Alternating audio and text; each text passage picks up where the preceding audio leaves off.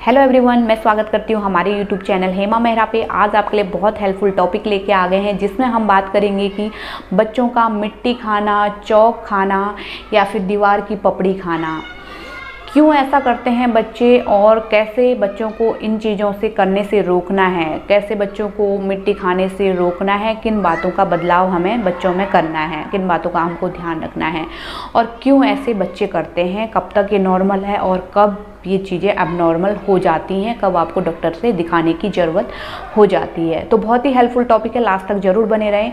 Video शुरू करें इससे पहले एक छोटी सी रिक्वेस्ट है, अगर चैनल पर नए हैं तो प्लीज़ हमारा चैनल सब्सक्राइब कीजिए, साथ में बेल आइकन को भी दबाइए ताकि जो भी हम आगे वीडियो अपलोड करें उसका नोटिफिकेशन सबसे पहले आपके पास जाए, आपसे वीडियो मिस ना हो, क्योंकि ऐसे हेल्पफुल टॉपिक हम हमेशा अपने चैनल पर लेके आते हैं। सो चलिए टॉपिक के ऊपर बात कर लेते हैं। देखिए क्या होता है कि जो बच्चे घुटनों से चल रहे होते हैं, घुटनों से चलना उनने सीखा है अभी, तो वो बच्चे क्या करेंगे कि आप भी इस चीज़ को देखेंगे, बच्चे घुटनों चलेगा और कोई भी चीज़ उसके सामने पड़ी होगी, लाइक पत्थर पड़ा होगा छोटा या फिर मिट्टी होगी सामने, अगर बच्चा बाहर ग्राउंड में घुटनों से चल रहा है तो क्या होगा कि बच्चा उस चीज़ को पकड़ के मुंह में लेगा, चाहे वो चीज़ कोई भी चीज़ हो, भले ही उसका टॉय हो या कोई भी चीज़ हो, बच्चा उसको मुंह में लेके उसको समझने की कोशिश करेगा। तो ये चीज़ बिल्कुल नॉर्मल है, उसके डेवलपमेंट का ही एक पार्ट है। बच्चा किसी भी चीज़ को मुंह में लेके, जिसे माउथिंग कहते हैं, उसे मुंह में लेके वो उस चीज़ को समझने के लिए जिज्ञासु रहता है, उस चीज़ को समझने की कोशिश करता है। तो ये चीज़ बिल्कुल नॉर्मल है, इसे हम जो है मिट्टी खाना या फिर पत्थर खाना इसके ऊपर नहीं लेंगे, ये चीज़ बिल्कुल नॉर्मल है, धीरे धीरे ये चीज़ कम हो जाती है।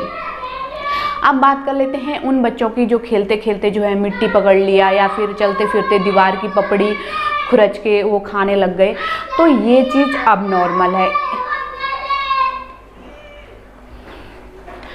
तो ये चीज़ एबनॉर्मल है।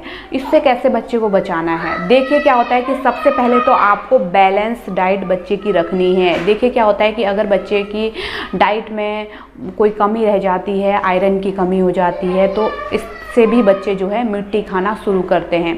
तो बिल्कुल बच्चे की बैलेंस डाइट आपको रखनी है, उसमें किसी तरह की कमी होने नहीं देनी है, आयरन की पूर्ति आपको लेनी है, जिंक की सिरप भी बच्चे को देनी है, जिंक की कमी भी बच्चे में नहीं होने देनी है।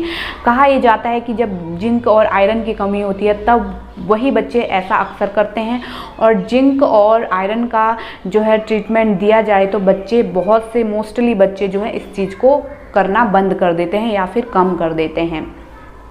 एक तो ये चीज़ हो गया।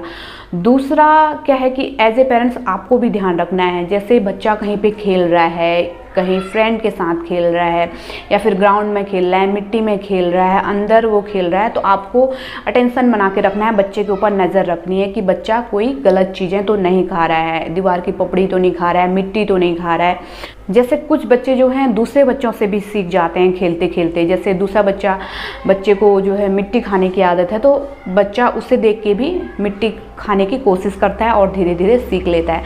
तो पेरेंट्स को ध्यान रखना है कि बच्चा कहाँ जा रहा है, क्या कर रहा है, कोई गंदी चीज़ तो नहीं खा रहा है, और उसे तुरंत समझाना है उस चीज़ को कि वो चीज़ उसके लिए सही नहीं है। अपने तरीके से बच्चे को अच्छे से समझाना है और इन चीज़ों का बहुत ज़्यादा आपको ध्यान रखना है, क्योंकि बहुत से पेरेंट्स क्या करते हैं, अकेले बच्चे को छोड़ देते हैं, तो ऐसे में बच्चा कुछ ना कुछ मुंह में डालते रहता है और उसकी आदत भी पड़ जाती है और ये चीज़ें काफ़ी हार्मफुल होती हैं। अगर मिट्टी खा रहा है तो उसमें कोई वायरस है, कोई इन्फेक्शन बच्चे को हो गया उससे, या उसमें नुकीली चीज़ है या फिर कोई लोहे वाली चीज़ है उसमें, वो बच्चे के पेट में चले गई, तो ऐसे में बच्चे के लिए काफ़ी डेंजरस हो सकता है। तो इन बातों का आपको घर पे भी ध्यान रखना होगा। अब बात कर लेते हैं उन बच्चों की जो बड़े हो गए हैं और जो है उनकी बैलेंस डाइट भी है, सही डाइट है और आयरन और जिंक का ट्रीटमेंट भी पूरा दिया गया है, और फिर भी वो बच्चे जो है चौक खाते हैं, मिट्टी खाते हैं या दीवार की पपड़ी निकाल के खाते हैं, तो ये जो है एबनॉर्मल में आता है। इसमें जो है बच्चे को स्पेशल ट्रीटमेंट की ज़रूरत होती है, डॉक्टर को दिखाने की ज़रूरत होती है और फिजिकल सपोर्ट की ज़रूरत बच्चे को होती है।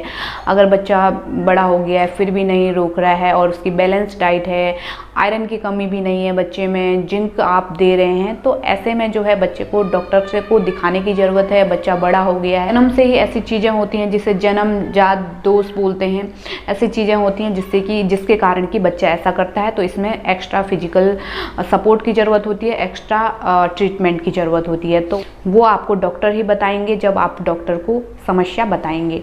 तो आज के लिए बस इतना ही। उम्मीद करती हूँ इस वीडियो ने आपकी मदद की होगी। होगा लाइक करें, शेयर ज़रूर करें ताकि और भी पेरेंट्स को इससे हेल्प हो सके। चैनल को डेफिनेटली सब्सक्राइब कीजिए, साथ में बेल आइकन को भी हिट करके जाइएगा।